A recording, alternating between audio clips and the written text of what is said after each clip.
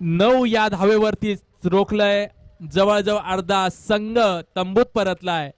फक्त 9 धावा झाल्यात. 6 गडी तंबूच्या दिशेमध्ये परतलाय. चौथं शतक कोण आहे? मासूम. लेग बाईच्या स्वरूपामध्ये एक धाव.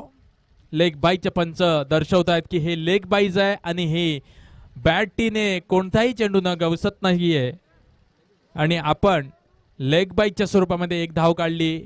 एका धावेबरोबरच संघाची धावसंख्या झाली 10. चौथं शतक चालू असताना मासूमच्या स्वरूपामध्ये दिवा 11 क्रिकेट संघाकडून पुन्हा अभिषेकचा मारण्याचा प्रयत्न. हाही चेंडू जातोय निर्धाव. कोणताही काय सूर गवसत नाही अभिषेक याला.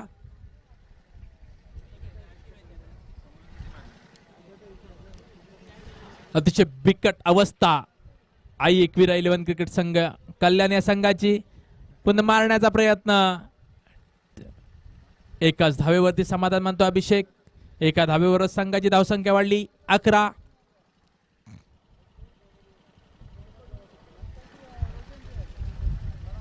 या कडकडीत उन्हाच्या या तळपत्या उन्हामध्ये हा चौथा राऊंड चालू आहे.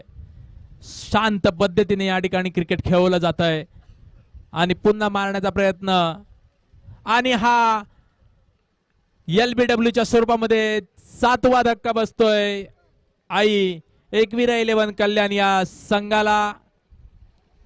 7 गड्यांच्या मोबदल्यामध्ये चौथं शतक चालू असताना संघाची धावसंख्या फक्त 11.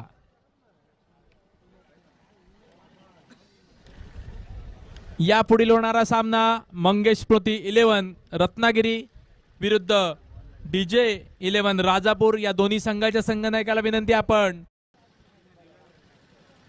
अमित कमलेश. गडी बाद 13.